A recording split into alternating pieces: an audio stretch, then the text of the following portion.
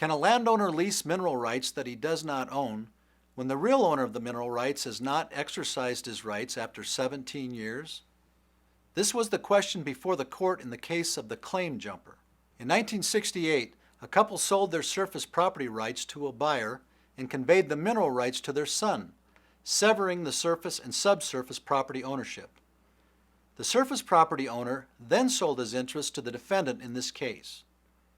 In 1980, the defendant, who only owned the surface property, tried to lease the subsurface mineral rights to an oil and gas company.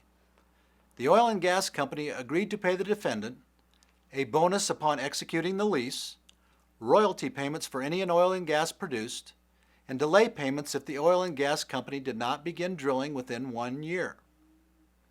After 4 years and an accumulation of $2,500 in delay payments, the defendant tried to gain the subsurface mineral rights by recording paperwork with the court.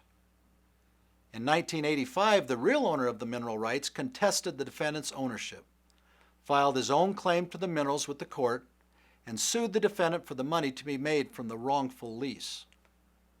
How would you decide this case? Can a landowner lease mineral rights that he does not own when the real owner of the minerals has not exercised his rights after 17 years? We'll be back in a moment with the answer. Can a landowner lease mineral rights that he does not own when the real owner of the mineral rights has not exercised his rights after 17 years? No, according to the South Dakota Supreme Court.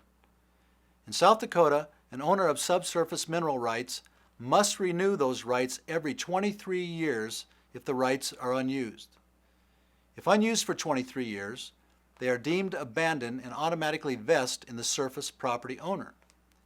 The court ruled that the subsurface property owner still had his mineral rights because only 17 years had passed. Because the surface owner did not have title or authority to lease the mineral rights, the defendant had to pay the plaintiff the $10 bonus and the $2,500 in delay payments. Remember, it's a matter of law.